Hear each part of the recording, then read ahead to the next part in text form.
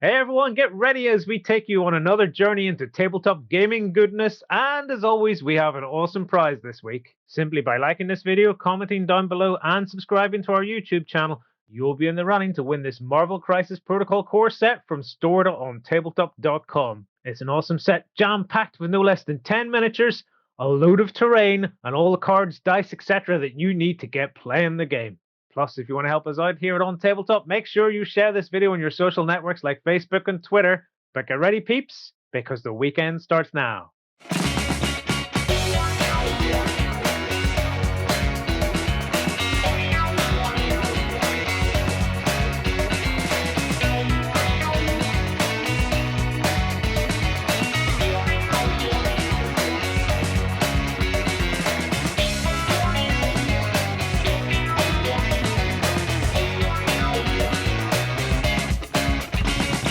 Hey everyone, welcome to The Weekender. This week I'm joined again by Free. Hey Free.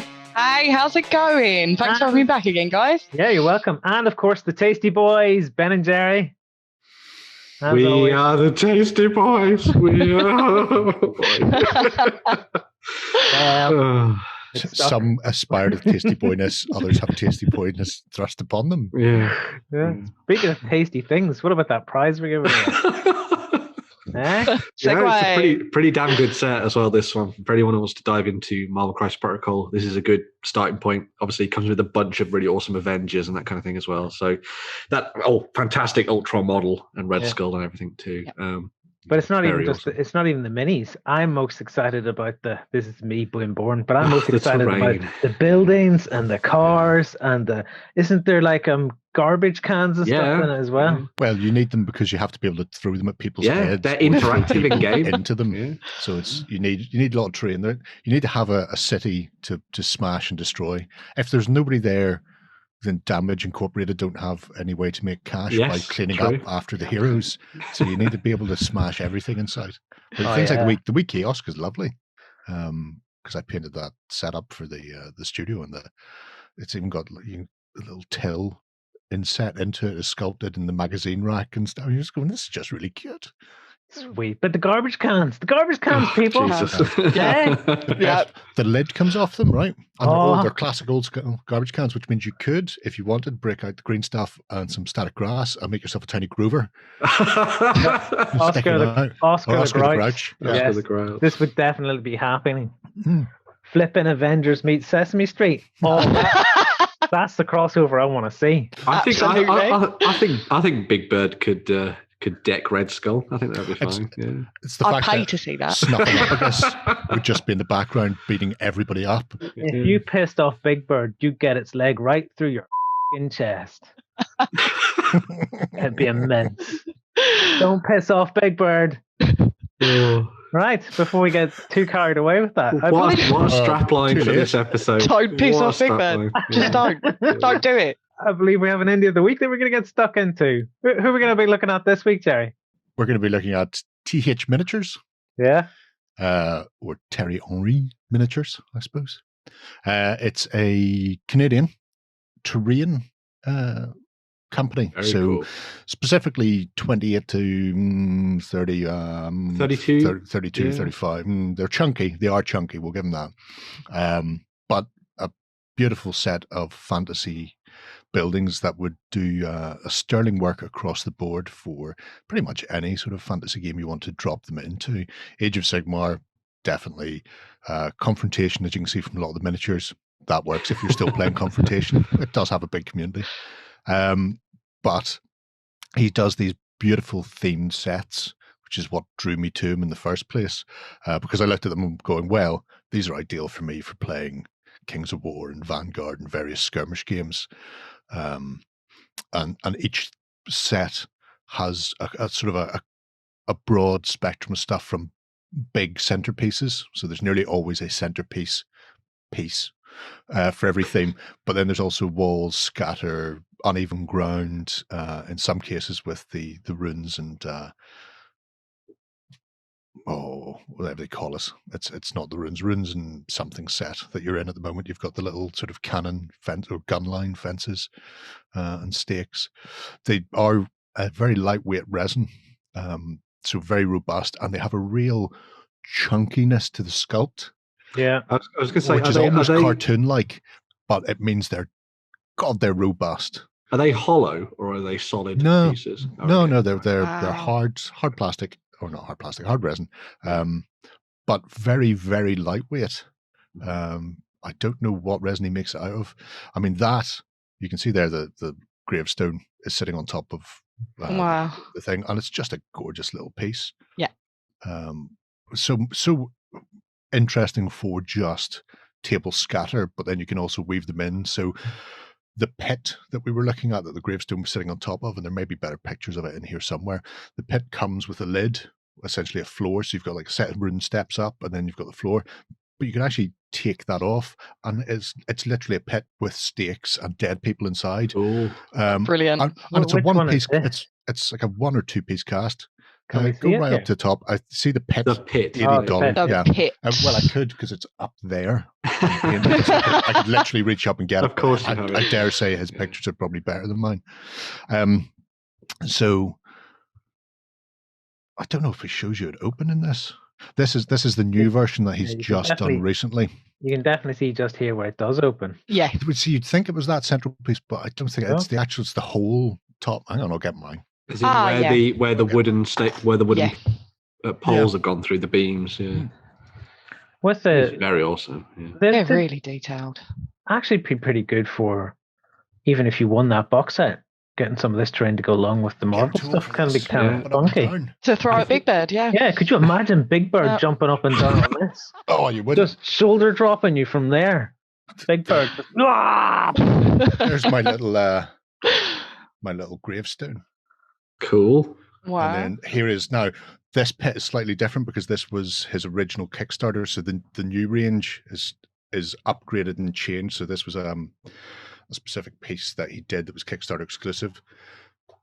But if I pop that off, there are many pits, but this is my pit. And inside, can you see the stakes in there? Yeah, kind of. It's difficult because it's obviously it's just prime grey at the moment. So yeah. But I mean, that as a one piece cast with the various sticky up bits is, I don't know how he's managed. It's pretty awesome. It's quite big as well. Oh yeah, it's a chunky piece. With a sticky up bits in your hole to begin with. Yeah, no, that is a one piece cast with all of that. And let me see if I can switch my other camera on. Yeah. The thing that I quite like, last week we looked at the more miniatures stuff, which has that kind of heroic fantasy style to it. Yeah. That was a miniatures range that I thought would work really nicely with this, because I think it blends quite nicely with a lot of the resin train that he does as well over in Spain. Be a really nice sort of matchup, I think, actually. But yeah. I think what's great about these is there's different themes to match what you're playing as well. Yes. So you've got your jungle and your desert. You can completely adapt it to what you want to play with, and they just look so high quality as well. Yes, we can see your screen. We can see inside your pit. I mean, you can see like big claw marks on the wall from whatever's been stuffed inside. Oh yeah, that's brilliant. Stick some snakes in there. Drop Ragnar in. You'll be. The motion blur is back. Oh, there we go. That's how you get the illusion of height and distance. Yeah, but I feel I'm going to move on a section here. Yeah. We're talking about. We've mentioned that there's other stuff. We haven't even started looking at the other stuff. The desert stuff's fantastic. The desert stuff is great. Yeah. Again, because Terry was actually a studio painter for Rackham, so a lot of the stuff back in the day in the original Confrontation would have his scratch built stuff for the photographs. In the background. So obviously he moved to Canada and decided I can turn this into a business. So a lot of the stuff, even though it's generic, it still has a very Rackham Confrontation feel. So the stuff in the desert here is quite nice, but there's another set of deserts which is hidden away in the Ragnarok theme called the Scorpions, which is very much based on the Alchemist of Durs. So it's very steampunky. It'd be very good for things like Lost World or Wild West Exodus, and would then match with this set of desert terrain as well. So you can expand it through buying several different sort of things. Yeah. Well, let's take any of the desert yet. Let's take a quick detour. So Ragnarok and go. Ragnarok, yeah. So there are 3 in there. The wolf is for essentially the wolfen. So it's very native stone carvings and things that werewolves have put together. There's their shrine to Goddess Moon, and again you can see the Celtic Gaelic look to it. Yeah, and the angular spirals are very confrontation-esque. Yes, obviously they are, something he'd love painted, and they're carved in, so you don't even have to think or anything. Oh wow!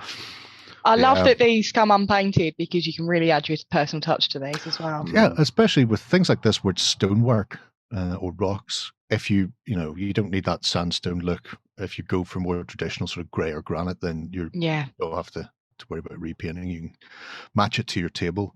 But the texture and all is already on the dirt, so to speak. So all of that texture there hasn't been added. That's part of the sculpt. So you might want to, if you flock a lot of your stuff for static grass, you may just want to paint it like dirt and then flock over the top to blend it to your table. But there's already that texture on it, so you can get away with very quick. That's cool. Paint and dry brush. Yeah. So this is slightly more Viking sort of Nordic style, isn't it? To this kind of stuff. Yeah. Again, it's every time he does a big I say a big centerpiece. That's 20, maybe 25 centimeters. I mean, it's huge. Yeah, so because there's always something around there. Because the Ragnarok miniatures were slightly taller than 28 mil ish, I think. Back in the day, people looked at them and went, they're very big. Nowadays, they're probably the standard rack and stuff. So it's not too far off. So even though he's still sculpting in that style and that scale, they're perfect for Age of Sigmar because it is bigger than life. They're also very good for things like Frostgrave and Ghost Archipelago, because you could have these as your they're gorgeous. Why have I not bought that yet? They are. Oh, that's an amazing wall. You don't often see that. Don't often say that, but no, that's a good-looking wall. And the little fountains and things. I mean, there's 2 ranges that we really have to. 3. We really need to look at the scorpion stuff in the desert because it's smashing. But then the jungle for things like Ghost Archipelago, and then the frost set, the frozen set, just for Frostgrave, is just remarkable. And here you see you've got this alchemist steampunky feel. Again, they're just little set-in pieces, little incidentals, labs lost in the desert, so you can build these into the side of sand dunes if you want to, or just have them as scatter. I think I really enjoy the distinctive look that he's got.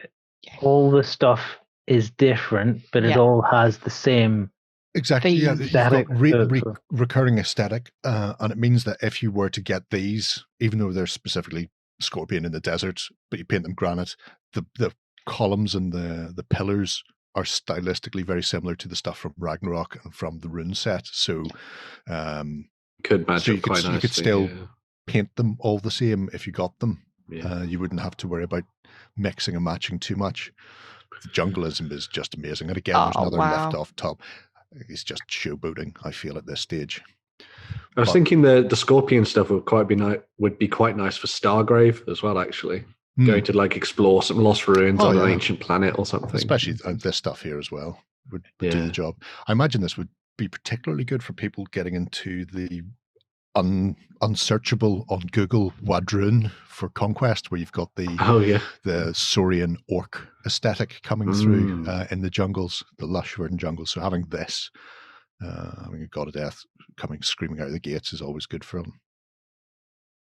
Was the packaging good? Because what you tend to find is when you get big resin pieces, if they get a smack in the post, they don't last. I've bought 4 separate sets from them over time now. They all come from Canada, where the Canadians live. And I haven't had a single damage piece. That's cool. So packaging's excellent. And some of them, if you buy the big sets where they're collected, apart from getting a bit of a saving on it, there's also normally a painting guide in there as well as to how you painted them, which is nice. Even if you're not planning on using it, it's nice to see the techniques because they can always be applied to something else later on. How do you find painting them, Gerry? Remarkably easy. Well, most of it's stonework, and I have cheats for stone where I just throw lots of washes and pigments from a distance and then walk away, and my work here is done. And when it dries, it looks fantastic.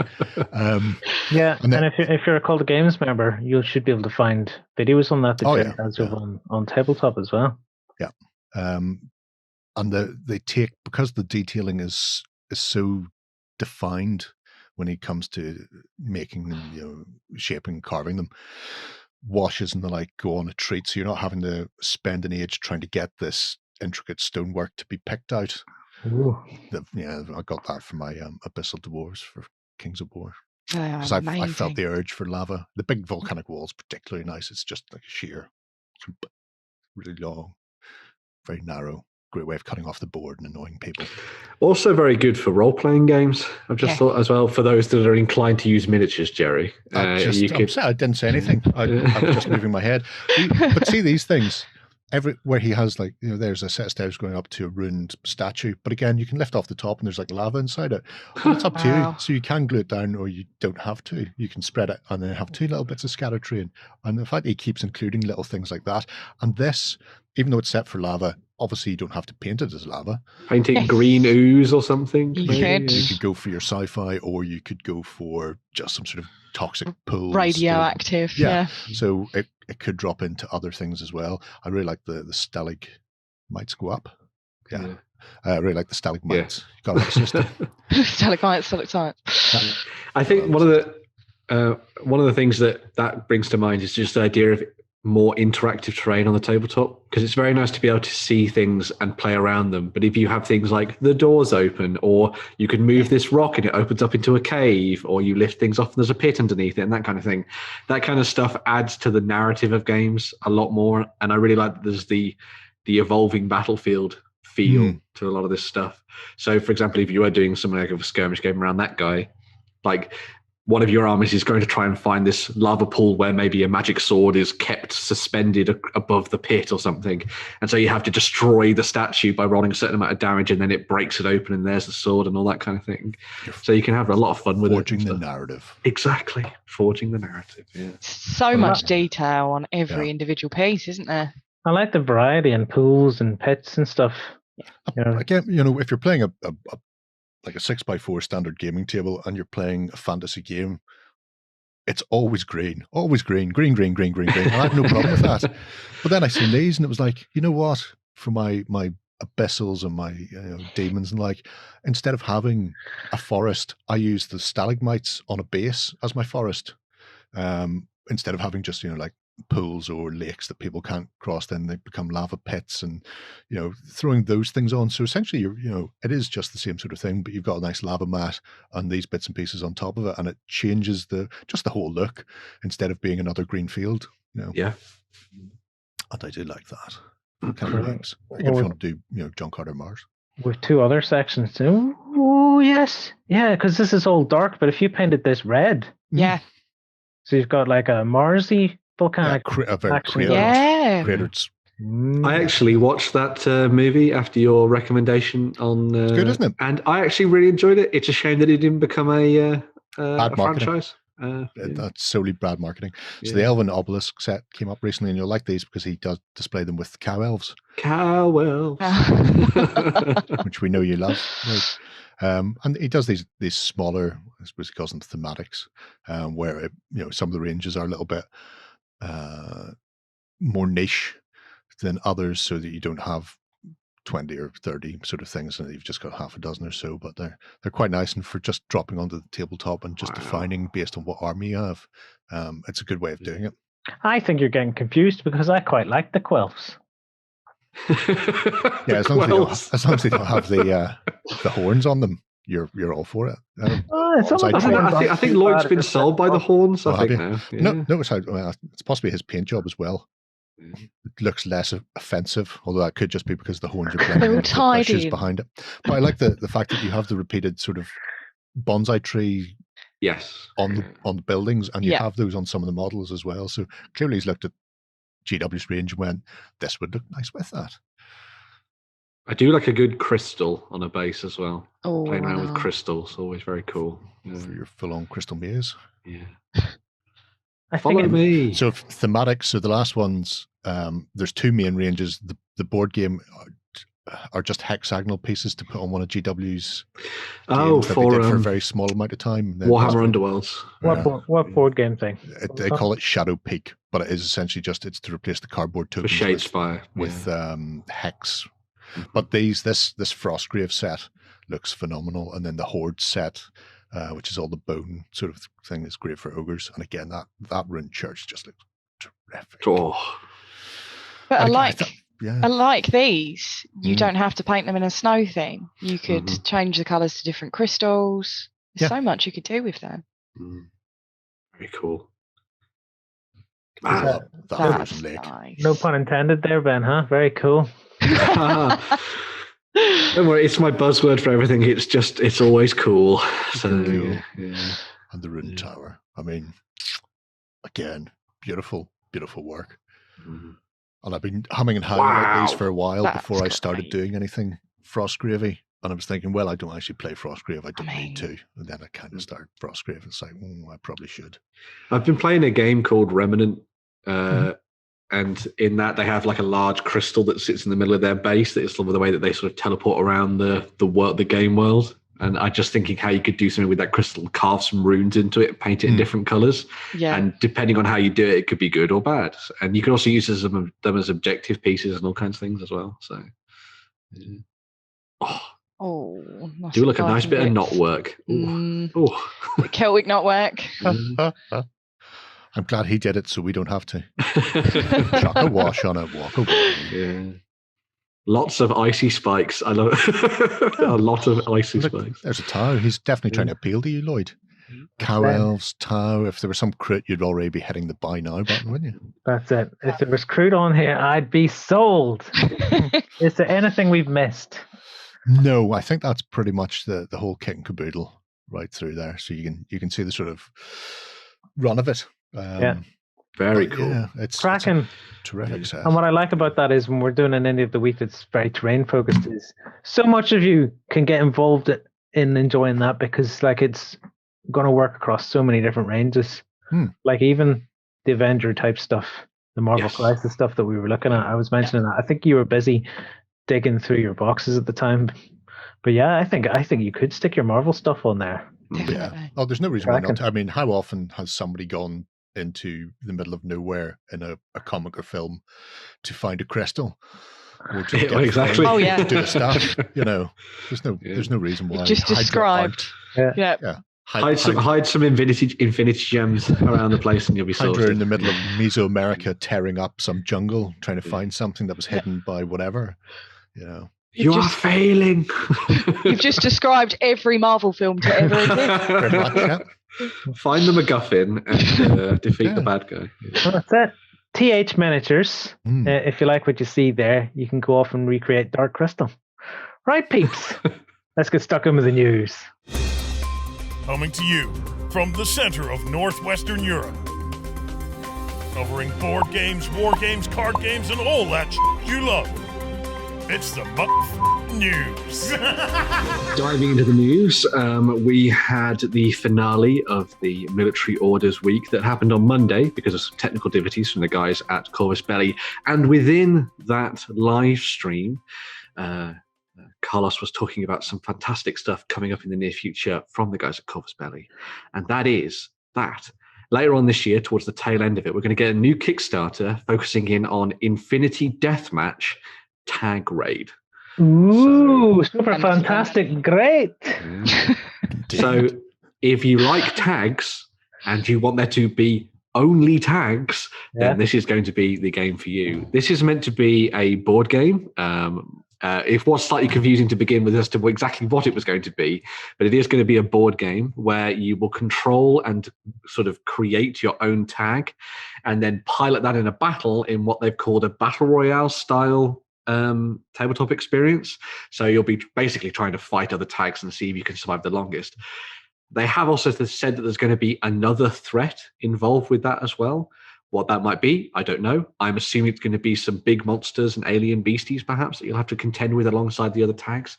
But as a little bit of a sneaky peek as to what's coming up from these guys, it sounds very interesting indeed. And I am totally up for what they do with this because Defiance was a great little game. And it's nice to see them expanding beyond just regular Infinity and Code 1 to include a lot more games and styles of games within their collection. So yeah, that's it. That's all they've shown off so far. It is That's just a little wee teaser. Yeah, they have indeed. They have said that it's going to be a fully immersive action adventure, and you do get missions and events and surrounding what's actually going on at the time in the Infinity universe. So they're incorporating Infinity involved. I love this. The Infinity experience on a never seen before scale. That's interesting because a few years ago we did this. We did, yeah. Tag Deathmatch!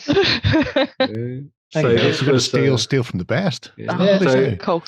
A lot of people remember this from our Infinity Weekend Boot Camp, where we sat down and played a really badass tag battle, very, very akin to video games and that kind of thing that you've played before. This really fun rules, and the game played out really nicely. You can probably you can actually download this, but you can download this and probably try and bodge it and mod it to fit with the new edition of the game. I don't imagine too much has changed.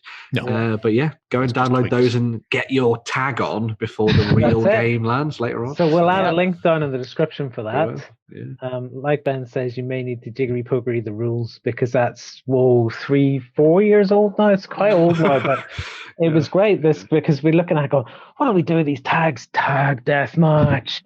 I had about 16 of them on the go, kicking the crap out of each other. Yeah. Nice.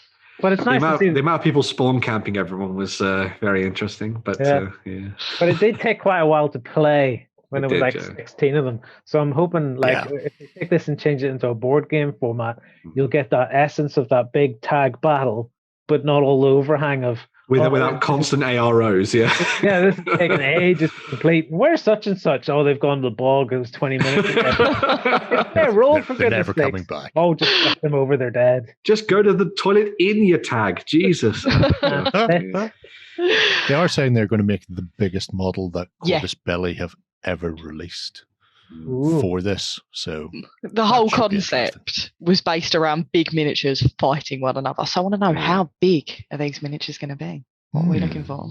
The mother of all tags, then. Certainly. Maybe they'll throw people a curveball. All the tags will be tiny, and it's just some sort of alien space hopper bouncing around, squashing people. That's it. Maybe they're going to return to their 15mm roots.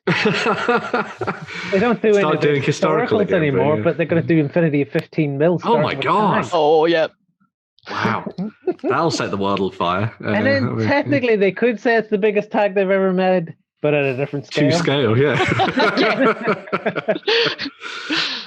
Talking about tiny miniatures, in a wonderful segue there, we had some more stuff from the folks at Warlord Games because they have been adding to their Black Powder Epic Battles series, specifically around the American Civil War, which forms the backbone of this collection at the moment.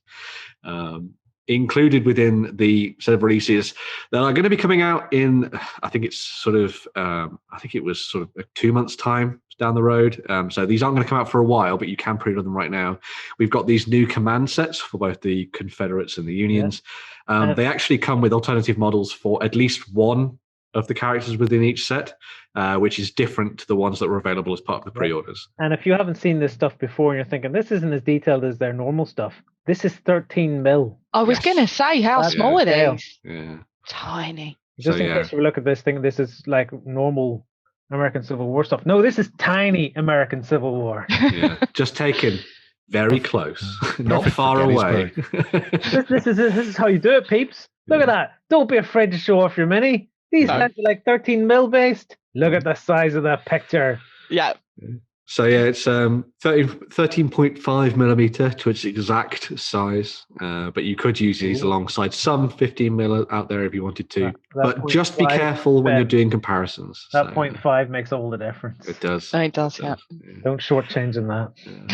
In addition to the command elements, you've also got some new dismounted cavalry and also skirmishers, which can be used in your games. So as I alluded to last time when we were talking about the American Civil War stuff, cavalry's role within battle had changed quite a lot. It was no longer kind of the preserve of the big cavalry charge, and instead what a lot of the cavalry was used for, at least from what I was told by Warlord, is it would ride to locations, dismount, and they'd fight normally on foot before remounting their horses and moving on to different objectives. And also can be used to kind of harry the flanks of the opponents as well. It's interesting you should say that, because they didn't like that. Obviously, American Civil War is before World War One, but when World War One rolled around, they didn't bother to learn anything from American Civil War and just went, "Hey, we'll just do this as regular." And went, "What the heck is going on here?" Well, no, they had. Some had, not everybody. No, the Australians mounted infantry are famous for having like the last cavalry charge, and the reason it worked was because people had got used to them getting off their horse and fighting, and they just he's still coming. So and then an emu attacked, and it was all over. It was done. Yeah. That's true. It wasn't the cavalry; it was the emus. The emu wars, they're a real thing. Yeah, it was Big Bird the whole time. It was Big Bird. As well as the dismounted cavalry, we've also got the new skirmisher set as well, which will be available to those who want to put together sort of smaller fighting forces that would harry the opponent's advances and fight from the trees and that kind of thing. Their sort of prime use was sort of to hang around the flanks of armies and stop that just relentless advance of the opponent. So as they're coming forward, you suddenly then got to be aware of these, shots coming from the trees over to your left or to your right or something, and then you take your eye off the big, huge charging units coming towards you with their bayonets fixed. Yeah. Another sort of like distracting tactic.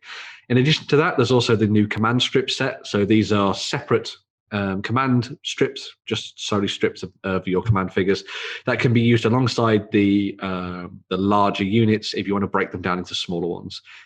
So it's just a nice way of expanding things out and having more units on the table rather than one large grand unit, for example. Capping things off. I've never seen so many conjoined twins in my life. That's the thing they don't tell you about the American Civil War. In addition to the actual miniatures for using your army, they've also got a couple of more sort of objective style pieces. Nice. So you've got the limber, which is for pulling pieces of artillery around the battlefield and maneuvering them about. And then you've also got a wagon set as well, which could be used to mark your supply routes, perhaps, that are coming to the battlefield.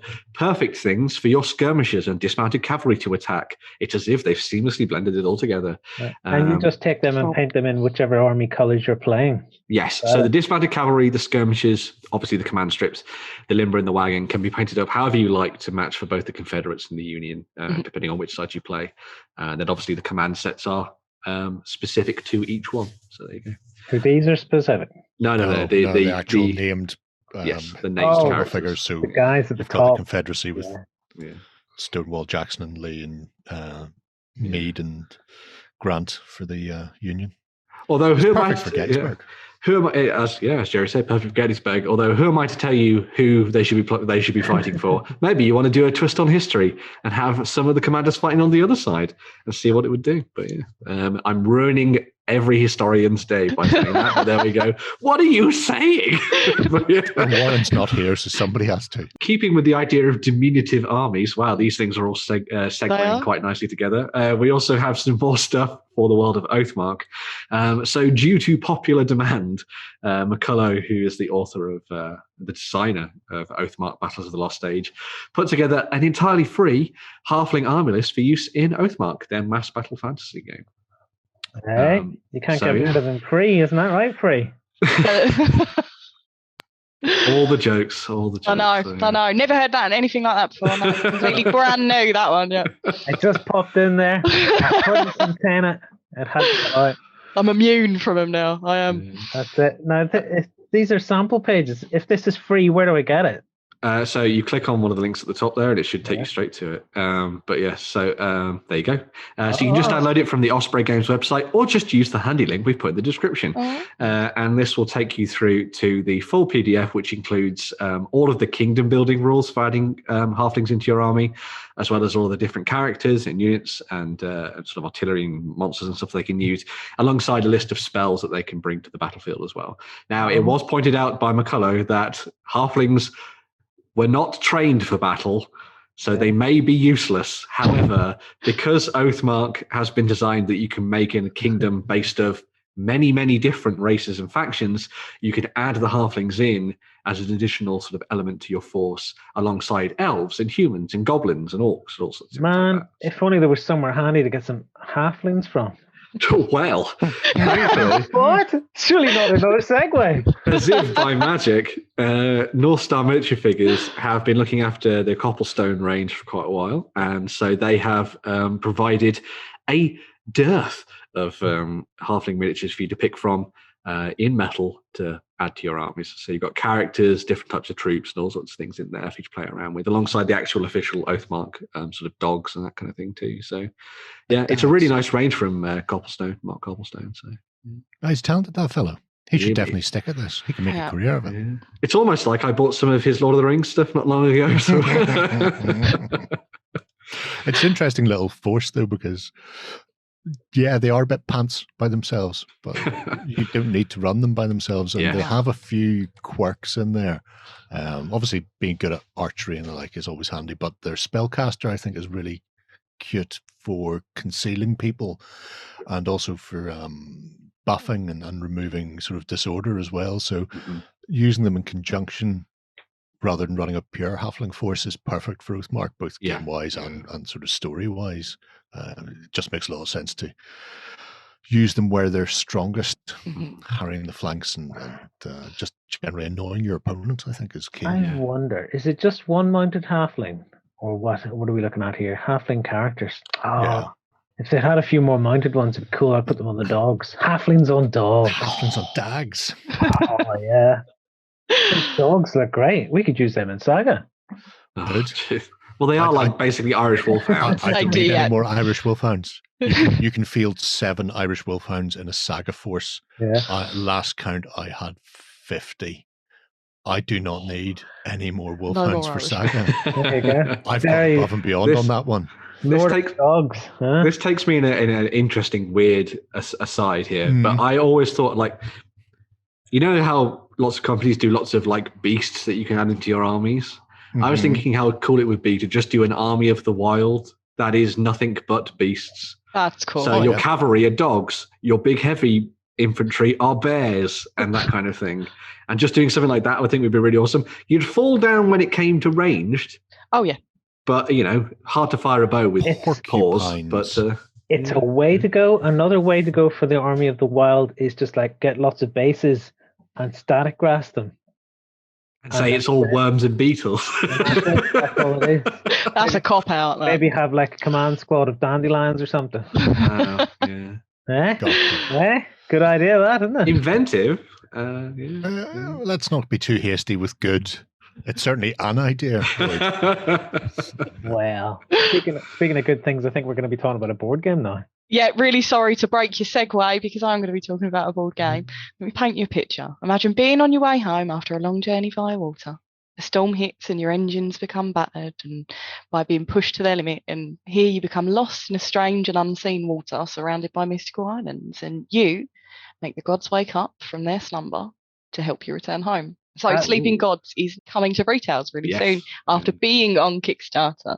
So it does sound really interesting. And when I actually was eyeing this up on Kickstarter, I never got around to buying it, but now it is coming out. It is tempting me very, very much so. It's an immense open world storybook game, campaign game, as it were, which gives you 400 cards to travel through an open world in an attempt to get back to your loved ones. And as it's an open world and it's not linear, there's so many different ways you can just play the game, and it's really replayable, and it's for 1 to 4 players as well, so you can embark on your own or with a crew behind you. It's completely up to you. It's fascinating because I have read an awful lot of Lovecraft over the years, and if I woke up in an unknown island chain with elder sleeping gods coming up from below the sea, I would not be expecting them to let me help me go home. It is due in April this year, and as I said, I didn't get a chance to pick up Kickstarter, but I am eyeing it up the more I look. Beautifully illustrated. It really is stunning.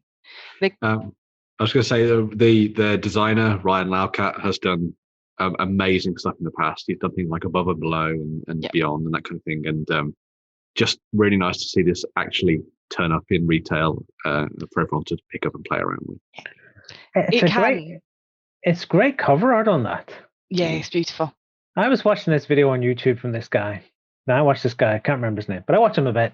And he was saying recently in the last few years, we've got into this thing where book covers and video covers and stuff like that all look the same because they're going down this formulaic route of you've made a film about this, therefore it must look like this on the cover, blah, blah, blah, blah, blah. Because of these reasons, it needs to appeal to this demographic and this demographic and this, and that, and the other.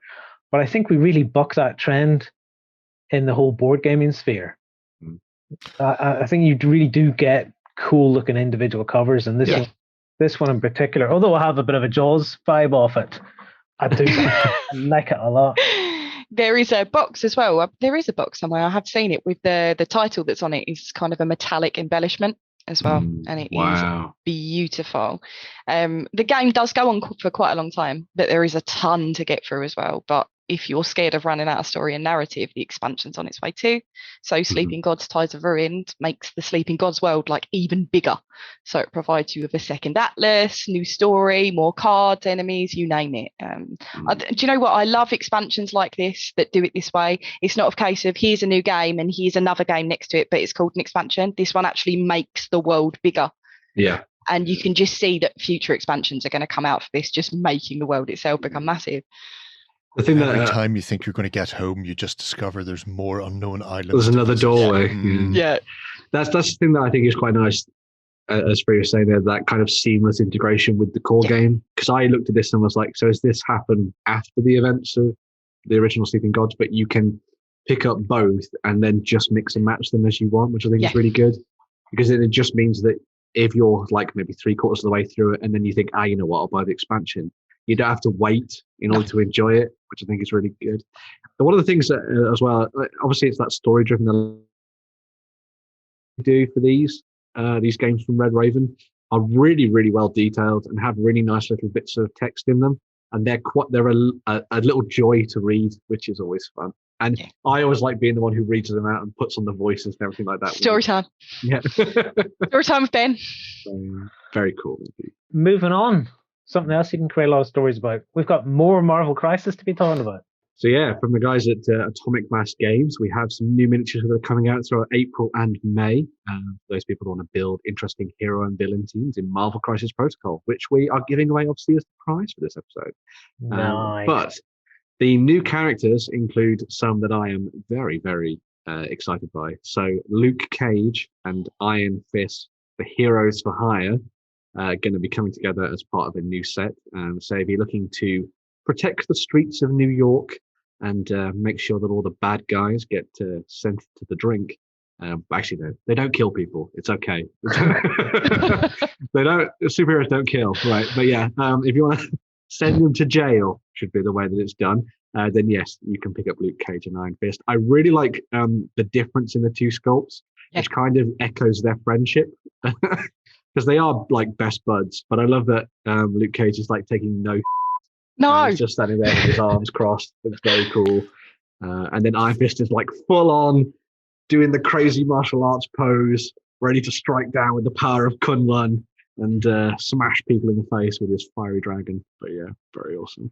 They've really, really incorporated the characters in the way they're standing and stuff like that. Like that just screams Luke Cage to me. If that wasn't Luke Cage and I saw that mini somewhere else, I'd be like, no, it's Luke Cage. It screams Luke Cage and Danny Rand.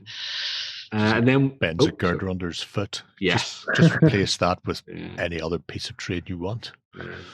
He's got biceps for days. Oh yeah. Which is look at those traps though. I know. Yeah. He's a bit like those people. Do you know the ones who inject the muscles with fake muscles and then they walk around like this, but there's no it's just fake. I ask you to say that to Luke Cage face. Oh yeah. Steroids, Luke Cage. I'm now fascinated by people who walk about with injected muscles. Oh yeah, you want to go and check that out. People at home don't want to go and check that out. Don't check that out, people. But I'm sure Gerry will love it. So weird. In addition to Luke Cage and Iron Fist, we've also got two new models for those who want to take the more villainous approach. We have Sin and Viper. So Sin, the daughter of Red Skull, that has been raised through the ranks of Hydra to be his sort of subordinate, and in many cases has taken over from him to lead Hydra, Hail Hydra, against the forces of good in the Avengers. And on the other side of things, I'm surprised they didn't name her Scully. Scully? Little Skull, baby Skull. No. Johanna Schmidt. And then we've also got Viper, who is another, protege of Hydra underneath Kraken before she went off to lead a team of mercenaries of her own in the world of Marvel as well. So if you want some deadly ladies to kick ass with and make some themed armies, well, not armies, but sort of war bands and stuff, you can play around with these. They work obviously very nicely with Red Skull, but also Crossbones has spent some time alongside Sin as well. So if you want to mix those together as part of a themed force, then that would be very cool indeed. You can almost make the Defenders now as well, because you have Punisher, you have Daredevil. There's Luke and Danny. Jessica Jones. Yeah. Get her in. Everything sorted. This does lead us to, I was going to say, there is a lot of stuff out now for Marvel Crisis Protocol. They have done a lot of heroes and villains, but it didn't really strike until I looked at the gallery of exactly who is out. So everything down to Spider-Man is part of the core set there. And then you've got Hulk and MODOK, who were separate in the first wave of releases, and then everything else has come out after that. A lot of these aren't individuals. They're all either part of like duo or triple packs, most of these. So if you want to pick them up, you can dive in and play around with them. There's the Guardians of the Galaxy, there's Doctor Strange, there's the Black Order, there's Thanos. If you want to bring the Infinity Gauntlet into the mix, start smashing people up. Hey, Ghost Rider. Ghost Rider. That's brilliant. Yep. The Inhumans are kicking around. There's Wakanda as well. So you've got various people from that. And it's interesting because you can theme, obviously, your groups when you put them together. So you can go for your Wakandan group and have the Black Panther and Killmonger on the same side, if you so wish, or any combination therein. Likewise, if you bring the Asgardians, you can rock Loki and Thor side by side, or even bring Big Sis if you want to go Hela as well. I'm very much looking forward to them maybe diving into some more stuff in the future based on what's been happening with Disney Plus, because obviously they did WandaVision very recently, so it'd be nice to have Wanda Maximoff turning up alongside Quicksilver. And then we have had the Winter Soldier, but it would be nice to have Falcon. Bucky is the Winter Soldier. It would be nice to have Falcon in there too, flying around kicking ass. They've got Vision, of course, at the moment, of course, for your Avengers, but do they have Wanda? Or they don't have Wanda yet. No, they don't have her. No.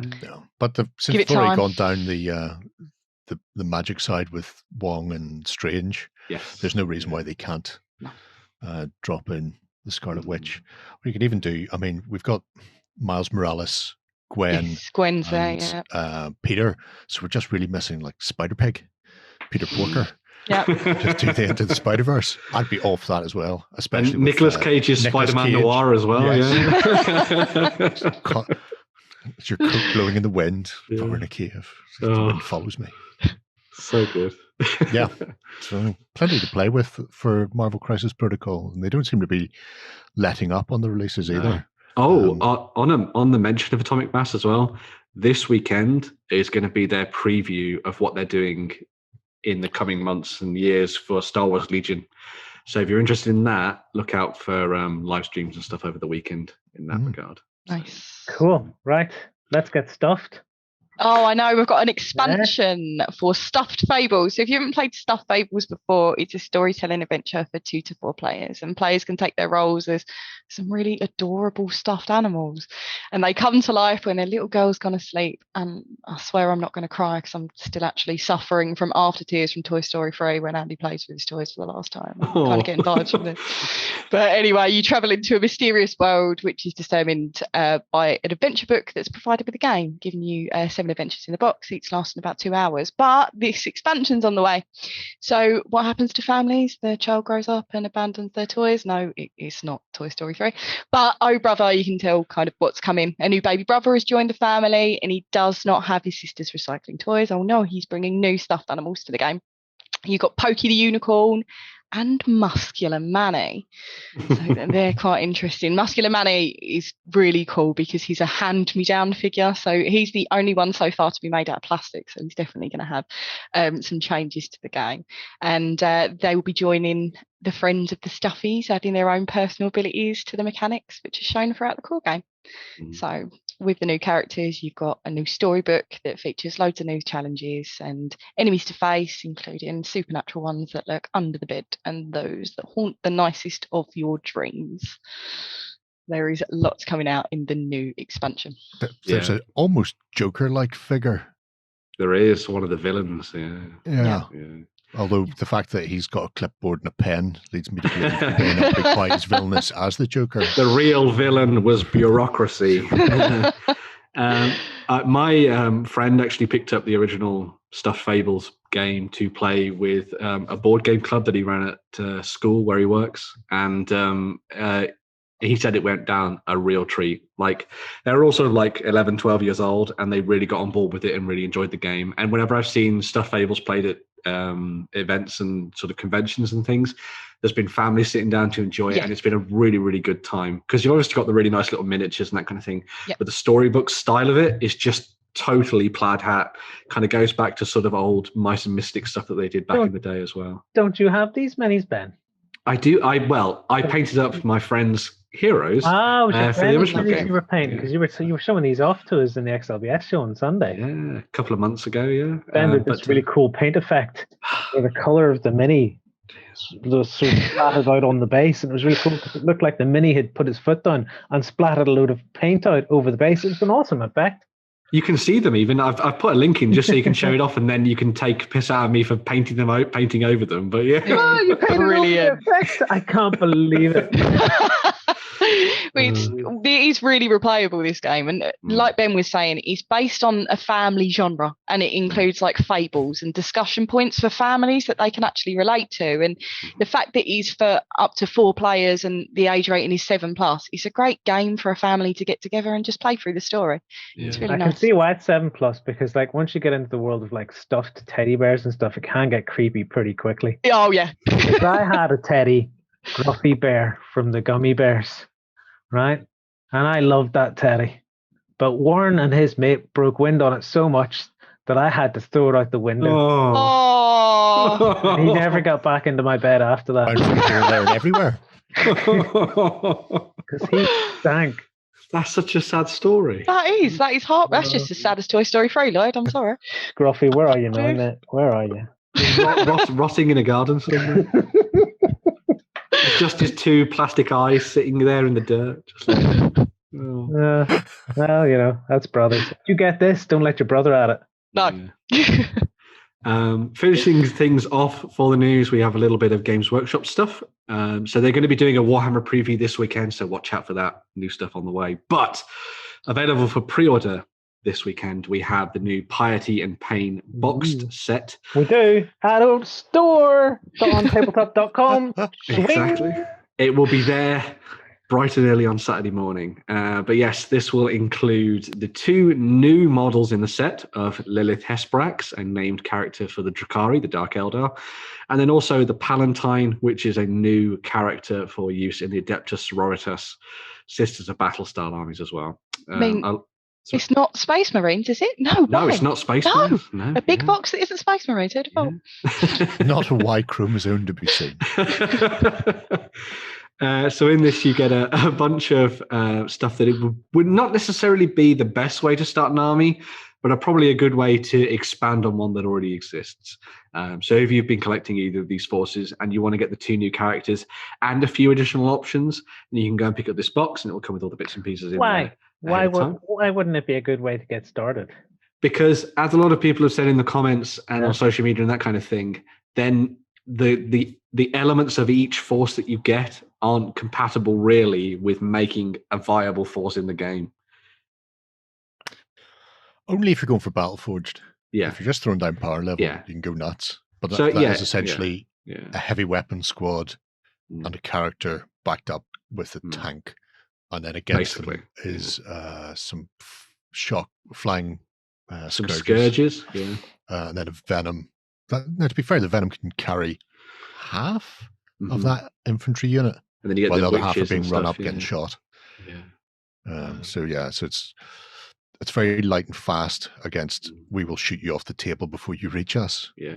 I would very much recommend maybe combining this with something like a combat patrol set or a getting started set would be a good way to go, just so that you'd have a little bit more to play around with, I think, on the table. Well, are they throwing in like I know before when they've done these boxes, they've been like mini campaigns? Is that what the Piety and Pain booklet is? Yeah. Is that so instead of there being like a rulebook and stuff in there as well, because it's not really a starter set, there's that campaign book which comes with ways to just play with what you get. Right. This is not a mini rulebook then. No, that's a campaign book which deals with all the different characters and troops that you've got there. It also comes in, as Gerry was saying, with like a little bit of a little story sort of narrative thing for you to play through with what actually comes in the box. Yep. So again, trying to go down that kind of more themed narrative route rather than a more points-based style thing. You'll also find some rules that I believe exist elsewhere, but there'll be very specific rules in there for fighting within sort of cities and that kind of thing as well, and sort of dense terrain. So they've added a bunch of extra bits in there to try and theme it as well, which is pretty cool. And I think, as I say, it follows just the idea of Lilith Hesprax hunting down sisters of battle. So there's still that theme in there in terms of that regard in the storyline. But as you were saying, rules and stuff though, then there's also this codex. Yeah, so if you want to dive in and actually get started, then they have Codex Dracari, which is coming out, which will obviously come with all the bits and pieces you need to play the Dracari on a wider scale with a larger army. So it'll come with all your special rules and special weapons and all that kind of thing in there too. In addition to that, there's also the new Combat Patrol set, which, as you might have imagined by the name, has been designed so that it works really well for combat patrol style armies, and also a really good start to a crusade force as well, which is their slightly more narrative style version of 40k, where you kind of grow your army over time and spend points to buy new units and that kind of thing. So yeah, this comes with a new Archon, and then you get a bunch of the sort of standard Dracari raiders, and then you've got your also your Incubi though. Well. So yes, there's also some bodyguard Incubi in there, and they are double hard gentlemen. Incubi are badass. But yeah, so yeah, probably a good thing. Maybe if you were looking at Piety and Pain and you were thinking about the Dracari, you could dive in and maybe pick up the Codex and the Combat Patrol set, and then maybe split Piety and Pain with a friend, because then they can take away the Adeptus Sororitas, and you can take the Dark Eldar and the Dracari with you as well.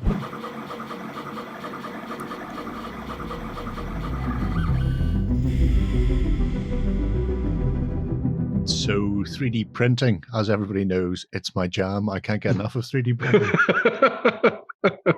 It's your new favorite hobby, Jay. It is my favoriteest thing in the whole world. As Blinky did say, I was going to say, like Blinky put in the forums not long ago that 3D printing is the real way forward for collecting, because you can have as many miniatures as you like, and they take up no space. So have as many miniatures as I like. As it stands, true. Space isn't an issue. There's always more room to be stacked. But it's like you bought loads of minis, stuck them in a transporter beam, and forgot to like bring them back out again. Yeah. Oh, they're just buffering. That's it. You can always pull them back out of the transporter buffer, don't worry. And at some point, you're going to lose power. They're going to get spat out all together and come back as one gribbly blob of minis all stuck together, flipping hands out of heads, feet out of arses. Dogs and cats living together, you know. It's a world gone mad. On that note, Caballero miniatures then. I found this gentleman while trawling around looking for Reconquistas, actually. So the Spanish El Cid period of Spain, which I know you're a big fan of. Yeah. Young Lloyd, and discovered this. I know. So this is coming in April. So it was his preview sort of stuff I seen, but he's done one miniature in particular that he's given away in advance, which is this gentleman. Actually, it's not that gentleman. It's his friend. Although he's quite nice. But they come courtesy of Inspiration. There he is. Wow. So Caballero Hidalgo. Yeah, so this is a preview done by Giorgio. I can't remember how to pronounce his surname. Greek. Anyway, fantastic painter, and that is just slap bang off the front cover of El Cid from Warhammer Ancients. So the good old WAB days. And I was like, oh, oh, I need to know more about this. And so I went hunting and discovered it was a 3D Patreon-y type thing. So he's gearing up for April to be all about the Reconquista. So if people are interested in El Cid and in that particular crusade on the Iberian Peninsula, there's an awful lot coming. He's been doing the Lord's own work there, literally. It's the Lord's own work. He only needs 3, but he's got 5 so far. Yeah, he's got 5 so far. So he's practically doubling his crusade potential. Is this the week that 3D printing becomes not just good but absolutely excellent? I Excellent. So you say he's got a Patreon. That is the Patreon there. That is the Patreon. Yep. It's Caballero Miniatures, and then you've also found him on My Mini Factory. Yes, not your mini factory. It's everybody's mini factory. Oh, close. Go away, But yeah, up until now, he has not been focusing so much on the historics. In fact, he's been going hell for leather for fantasy, and he's come up with some really interesting twists on the standard fantasy tropes. Oh man! So this guy's got some seriously armpit funk. Look at that. Oh yeah. They know anything about China. Just on a complete tangent, they know anything about Giorgio there. The guy's painted it. He hammers stuff out to this quality. No way. On a daily basis. And and he goes, it's only tabletop standard, and then just moves on. So you're constantly seeing literally units every week to the standard. It's like, that's done now. Gaming, move along. Got more to do. This is too simple. Anyway, if you have a look at, where are you? I don't know where I am. I have no idea where you are either. Well, let's see here. Go to the front, right? Oh, go see collections, where it splits down. Yeah. There we are. Now we're cooking with classical gas. So you've got some interesting bits and pieces in there, like the individual characters. So if you go into that, the Birdman is that's cool. Different. I've never seen anything like that before. No. And generally, whenever people anthropomorphize animals, they make them more human. This does just look like, a bird with a couple of human hands on it, so he can batter you more. It reminds me of a good player character for I think it's called Arakoka in D&D. Yeah, kind of bird men. There's nothing like a birdie creature to stir up feelings. Well, there was a movie, an animated one when we were younger, that scared the bejesus out of my sister. So my sister's maybe 6 or 7 or something at the time, and this movie comes on, this animated one from like Eastern Europe or something like that, with this woman who's like woman up here, but birdie wings and birdie feet, run around. No, she went like a harpy. That's it. She went ballistic at this thing. It was great. I got about 4 or 5 years of torture out of that. Don't you piss me off when the birdie woman's come on. Yes, I have recorded. I'm petrified of birds. I cross the road when I see a pigeon, and that's everywhere in London. So yeah, rats of the sky. Other thing he's done then is if you go back to just the characters, you start to see some of the individual heroes, and this gives you an idea for some of the later stuff when we go into the collections massively. He has a range of elves, and that one looks relatively but regularly standard fare. When we see some of the units of elves, they're a lot more distinct. So you've got these elf warden of the flame, who's a sort of a battle mage with one of those, I suppose it's a glaive. It has a certain sort of Chinese feel to it. That's it. With One the ribbons day hanging off it. He's standing commanding, vaping away happily, and the next his hands on fire. His batteries exploded, huh? Well, it's always the problem with vapors. They think they're safe, but they're not. But they're not. No. Every time you've got awful one. Every time I click back, it goes somewhere weird, right? Okay. Yeah. The elf warlock, and a bit more feral for this. And I like feral elves. We don't see enough of them because feral elves are the white lions of Thrace. Yeah, but even they're not particularly. They're still fairly regimented. Yes, they wear lion stuff on their back, but they're Just notice the detail on their arms. Yeah. That one there is vascular. Quite vascular. Felfs, as I like to call them. Yes. Well, you would. Why would you not? But let's not linger here too long. Watch this. I'll go back and it'll go somewhere crazy. Look, somewhere completely different. If you scroll down just on that page, don't click anything. You'll see all the other things. Excellent. Well done. Yeah. So you've got your elf legion auxiliaire and that kind of thing, and you've got your elf warlock acolytes and that kind of stuff. I'm just going to open lots of things. You do that. You're always happy when you're clicking. This is where that kind of weird theme thing comes in that Gerry was talking about, because they've done he's found the orc samurai. Oh yeah. So not That's at all what I was going to cool. talk about, but yes, there is an orc samurai. Again, very good if you're going to be doing some D&D or something, using that as a hero. But yeah, even not then. I mean, just the fact that running orcs as a samurai, as opposed to cobbled together armor type of affair, is it's just nice. It is cool. Different to see. That's it. Or sorks, as I like to call them. Oh, Jesus Christ. There's also, and what we're seeing more of here, they're kind of Greek/Roman influenced elves, as they've called them. Yeah, and there's several units of these where you could almost split them with the sort of dark elf, high elf, or light elf trope. And it feels like the Greeks fall more into the dark elf side of things, not just from this unit, but there's a cavalry unit that's very Cold One-esque, and there's a chariot as well. They're all very Greek. We're gonna have to find them, because I love meeting some Gormans.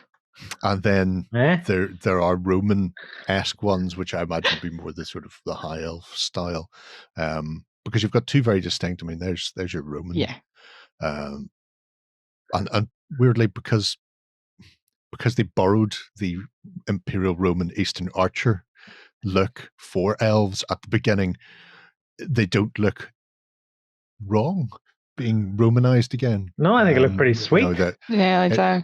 It's going back to the roots of where GW borrowed the look from anyway. I think this is the elf army I've been waiting on, because I find elves a bit too elaborate most of the time. And what size are these? Well, they're scaled for 28, but because you can 3D print it like a wizard, like that wizard, you can go big or go small if you want, or you find the Raptor Knights. But there's, see the Elf Warlock Acolytes bottom left. It's actually a horse unit. And that's another set of your Felves. Is that right? Felves. It's going to be a thing, apparently. No, it's not going to be a thing. But again, you've got this feathered, feral look. And you can imagine them in war paint coming screaming out of the tree line and doing a lot of damage and then sodding off. Also like the fact they've given them krisses, because, vicious, curvy blades. It reminds me of the style of elves that Westphalia did when they went down that kind of slightly more First Nations kind of look to all. No, that'd be fantastic to mix in with this. And again, it's different. We've seen wood elves, and wood elves generally means they're just nice elves, but they've got leaves stuck to their cloak. these guys look like they do come screaming out of the trees. To give people terrible flashbacks. And this is the reason I'm saying the Greek side feel more like they've gone for the dark elves are Greek, high elves are Roman, because that's just terrific. And I also like the fact that they've added the feathers to the raptor. Oh yeah, always a nice feature. If you're collecting one of the Chaos Warbands from Warhammer Underworlds, and that kind of Age of Sigmar, they did one of the, I can't remember one. If you're collecting those, they have that kind of tall helmet style of the Greeks that are mirrored here. So if you wanted to expand out on that and add some cavalry in, that would be a pretty cool option, actually. So. And he's I'm going to say a generic wizard doing his thing. Summoning a spell, doing his magic stuff. Staff's got a big ball on the end. And assassin elf. See? That's cool. One thing that I quite like about what we're seeing here is that for the vast majority of the entries, we've seen the 3D renders, but also someone who's painted the miniatures as well. So you can actually kind of get an idea of how they turn out, which is always a bonus when it comes to looking at 3D stuff. So, it's cool. So we've got Gelfs versus Felfs. Yes. Yes. Sure. And Relfs, is that a Roman elf? Oh, yeah. Close to the Ralphs. Let's not forget the Ralphs. Yep. Oh, it's a lot of new hashtags to start using. Show us your Ralph army. I wouldn't bother. It's not going to be a thing. It probably is a thing, and you don't want to ever hashtag. Stop trying to make it a thing. You'll get something you don't want to see. Don't hashtag Grelf. That giant, though, as far as a Bretonian-looking giant who's just charging forward using a tree as a lance couch. Is mental. Very cool. And I wholeheartedly approve. Yeah. I'm impressed he managed to get enough chainmail to go round him. I assume somewhere there's a war elephant missing its chainmail. I don't think I've ever seen a giant on such a tiny wee base. He's quite a small base, actually. Yeah. I don't think that base is as small as you think it is. It's called perspective. That smacks of being the standard 100 by 50 mil. That they use on the Citadel. Not a the old regular Citadel giants. giants. No. All right. But he is very big. That base is big, but it is also far away. Cool. Yeah, so it's a relatively new patron. Mm-hmm. But from what I've seen, the fantasy stuff is terrific, and that Reconquista stuff just looks superb. Yeah, it'll be cool to see how that's expanded out on Patreon and stuff. Yeah. So if people are looking for that, then definitely he's planning on running that as April's patron. Nice. So you've got a few weeks to track him down and jump on board. Flipping heck. Terrible. At this rate, I'm going to end up needing a 3D printer. Flips. No, that's right. You've got a brother with a 3D printer. Yeah, we've got them in the studio. Yeah. It's got Minion print me these things. Did you win one of our prizes? Find out on our prize claim center over at OnTableTop.com. Here we list all our previous prizes and those who have won. If you see your username, fill out the form to claim your prize. All prizes must be claimed within 30 days. Next up, peeps, we're moving on into the Kickstarters. What have we got this week? Yeah, so we start off the Kickstarters for this week with the folks at Troll Trader, TT Combat, who are working on their campaign for Siege of the Smallfolk. I'm going to call it in that weird halflingy voice. So this is a huge amount of stuff that they have been working on recently with an eye to get most of it out by the end of 2021. So let's see. Funded already, 15 days to go. So that'll be 14 days by the time you guys see this at home. Yeah. What's in the video? If I press play, what's in it? I don't know. Watch it and find out. But in addition to... one of the weirdest episodes ever. I suggest everybody checks if you've got a boiler, whether or not there's carbon monoxide leaks. It's the gas leak episode. So yeah. Have a bit more of that. I'm enjoying that. That's the bard. The bard. The hero. The best thing about HeroQuest is. But anyway. Well, that's good. The bard is still alive because I was getting concerned he hadn't made a video in a while. Yeah. The core of this campaign. No, forget the campaign. I'm just going to keep playing this. Oh yeah. I love that. The core of this campaign is based around the idea of 3 armies. So, hence the idea of Siege of the Smallfolk. There is an entirely new army that they are in the process of bringing to the tabletop for halflings.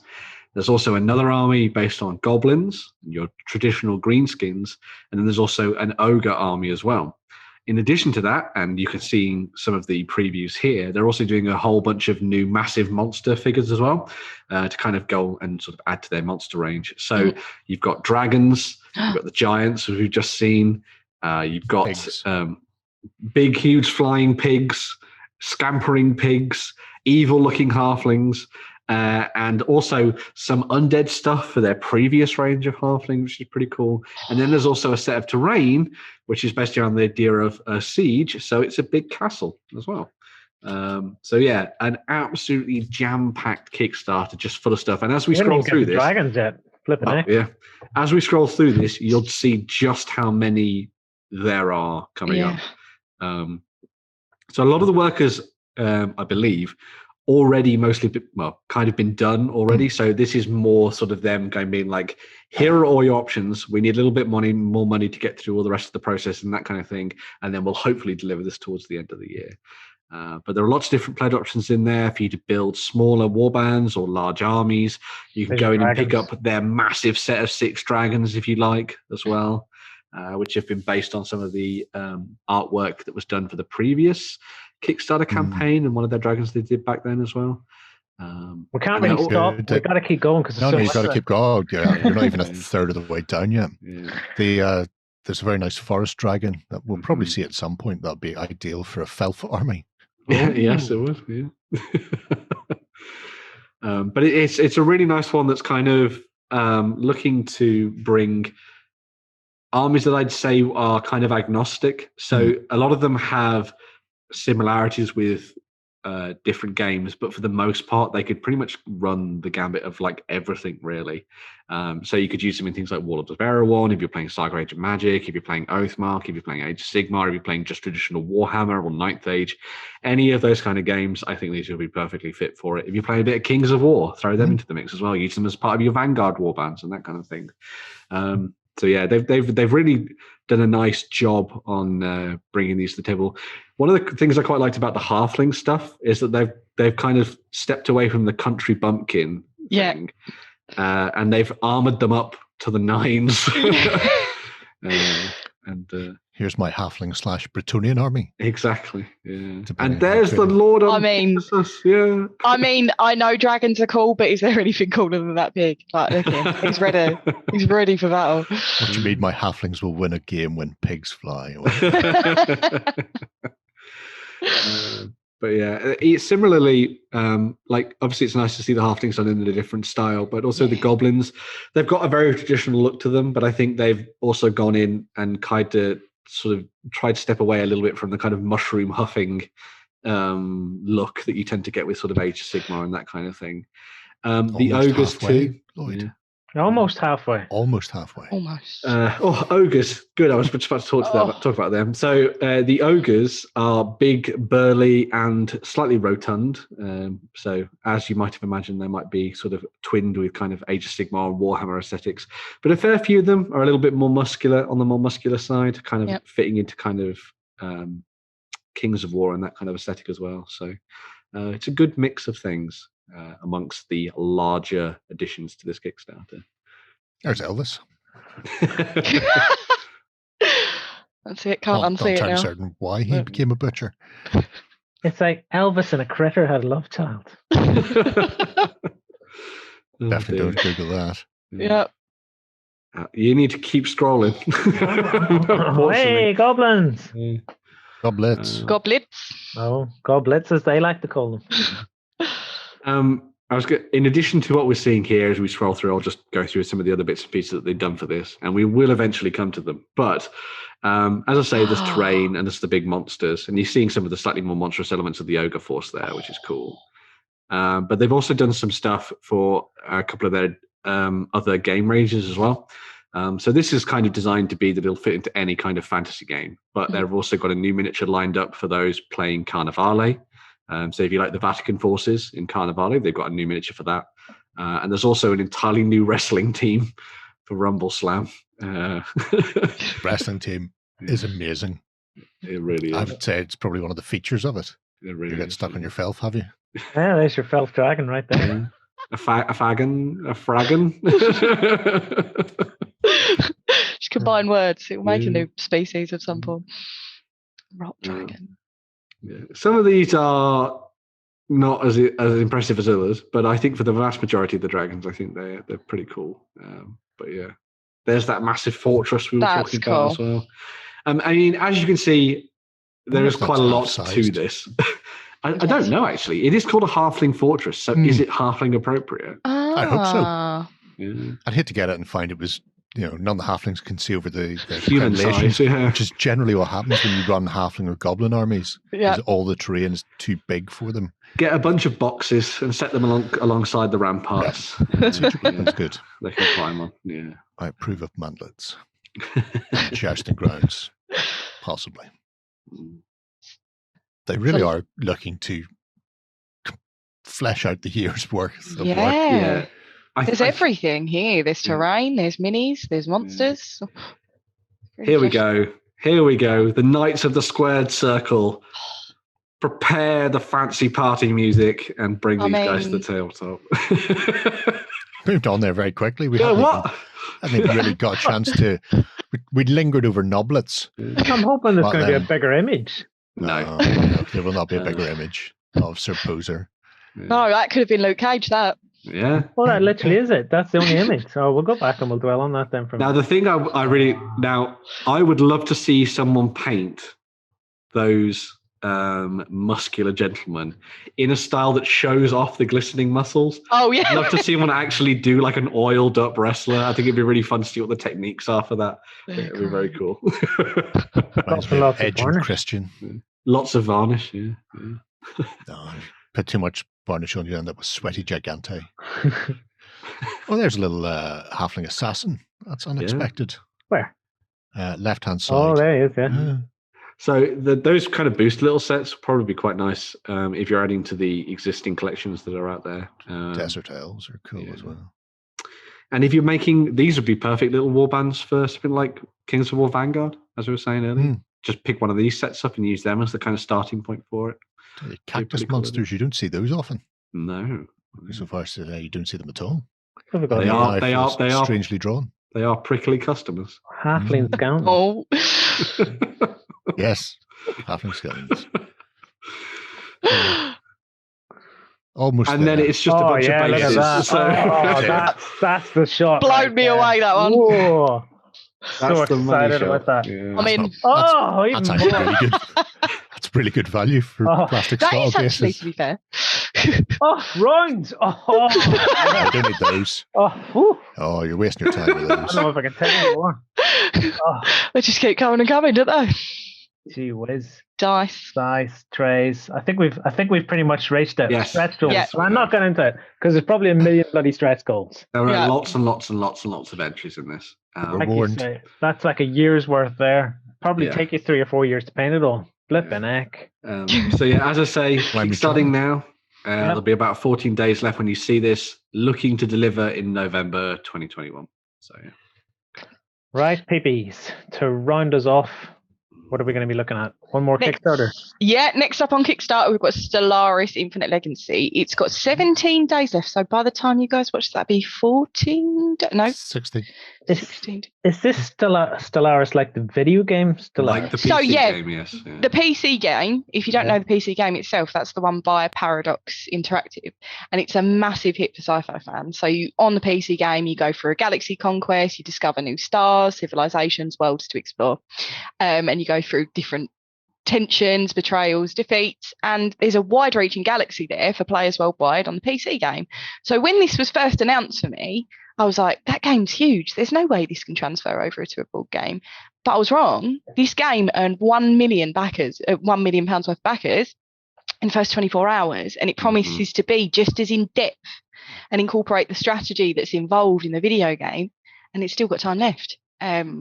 It looks absolutely fantastic, and you'll have your choice at the beginning of your own government and your own origin, and you can explore and expand into new star systems and just doing it on the tabletop. And you investigate strange events occurring on the galaxy, anomaly event cards, and you can colonize and populate new planets, meeting all different walks of life in one huge space empire.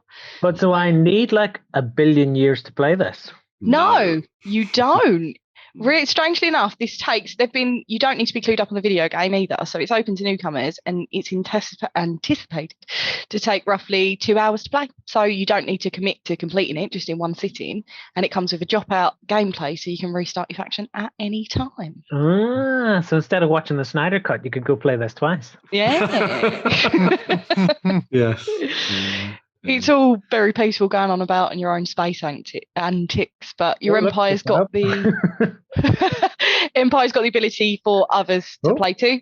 And again, this is a popular Kickstarter. This one, I just sit here and watch the counter, huh? Yeah, the galaxy it just really proves that you can bring that whole thing onto the tabletop, the whole galaxy, and you can forge alliances. But sci-fi would be a bit boring if there wasn't any space conflict with lasers and head-to-head battles engagement. So diplomacy does not always win in the end, and you can engage in the higher tech space battles and invade your opponent's planets too. There is a lot that you can do. Yeah, it's one of those cool 4X style games. Yep. So if you're familiar with the likes of Twilight Imperium, which does take a weekend to play, or something like Eclipse, which recently got its second edition quite recently, which takes about 4 or 5 hours.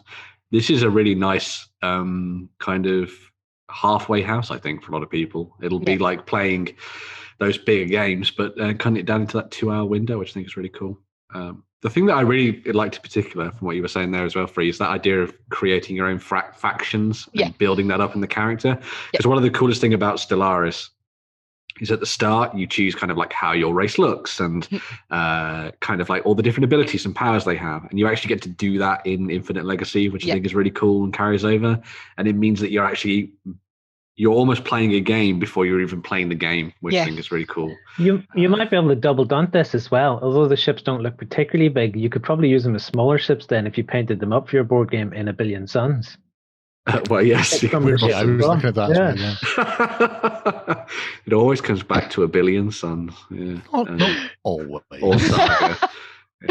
I really love these type of games, and like being the Zen human that I am, I always take the peaceful route, as it were. And I used to play a game when I was younger called Black and White. Do you remember Black and White? Yes, yeah. And my family always used to get frustrated watching me play it because I'd never go on to war to colonise any place. So you were just a shade of grey in the middle then? Yeah, I was the one who liked to impress people to bring them in, but you know, I've got a bit too much faith in humanity, quite clearly. But in this, my fight or flight sense kicked in, and I always want to run, and I always going to go for the peaceful route. So let's discover a new galaxy. But against 4 different, with the expansion, up to 6 different opponents, I don't think you're going to get all of them that want peace at the end of the day. So there's definitely going to be a lot of conflict involved.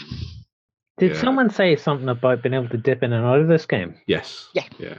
So they've got it's kind of drop in, drop out game. So they've one of the things they said is obviously these games can take a while, and if someone has to suddenly go for whatever reason, then all they have to do is pack up their character and go, and then the game can just continue, and you don't have to restart it, which is great. So I wonder how that works. Like, if I control a load of space, where does all my space go? Do you just divvy it up, or what? I think they do kind of like I think it's a portion. It's a percentage of it is kind of like divvying it up, but then another, you kind of like like an in-game element takes over, takes control of it, so that they're now just more things for you to explore later on and that kind of thing, which is cool. Game-wise, I suppose you could just say like, oh, the leader of that faction has died and broken apart, and you've got this amount and I've got that amount. Yeah. But I think it's always nice for these bigger games to have that in, because not everyone can dedicate the same amount of time, but they maybe still want to enjoy that kind of experience. Yeah. And if you don't have the amount of time to play something like this, then sometimes it's nice to just be able to like, I'm going to pop in, play a bit, and then, pop off and stuff. So if you're losing, you can paddle your toys away. Pop to the other room, make a phone call and say, here, Bob, your dog has run away. Bob leaves. You inherit half his army and dominate the galaxy. That's it. That's it. Perfect. Yeah. If you want to be that vindictive. Yes, he does. Yeah. I wonder how big it gets, because obviously the exploration looks like it's part and parcel, but from those little pictures, I couldn't tell whether it looks like the board is already set and then you flip and reveal. Mm-hmm. So it's going to be finite or possibly tailored, where you're going, we want to play this amount. So we'll have a much. It looks pretty larger. expansive. That looks very expansive. But some of the other pictures earlier was, a ring of 6 or 7 hex tiles. So. If it's anything like Eclipse, you have a defined game space. It's still a table hogger. Like, it will take over everything, but it means that there's like an extent to how far it can go out. Yeah. And I imagine they'll do something where you'll have kind of like an inner element of the galaxy followed by like an outer rim and that kind of thing as well. So it's giving me shades of Eclipse throughout a lot of this, but with a lot more kind of depth to it actually. But each one of these looks like a portal then. Yeah, they're like wormholes between the different areas. Yeah. Easy way to make way. It looks to me like I could choose to go this way, and then we just pop down a new tile to say, okay, over there is this, and at some point you need to join it all up. Yeah. I like it. Yep. Big fan of 4X games. Definitely going to be checking this one out and having a closer look at it and that kind of thing. Academy Games done some really nice stuff in the past. What's so, that? Yeah. Very cool. Sweet. There'll be 17 days to go from when you see this. And obviously, Yes. they need all the money they can get to help them fund this because they're just barely funded at the minute. Scraping by. Right, peeps. Well, that brings us to an end of the show. It's been great spending another Friday night with you. Get ready for the XLBS, peeps, because it'll be coming at you on Sunday. We're going to be talking about hobby and other things we get up to. Get your comments in for that awesome prize. But until next week, happy gaming. Go ahead and check out our other content on screen now. And while you're at it, why not hit subscribe and remember to ding our dong. Go on, you know you want to click it. Go on.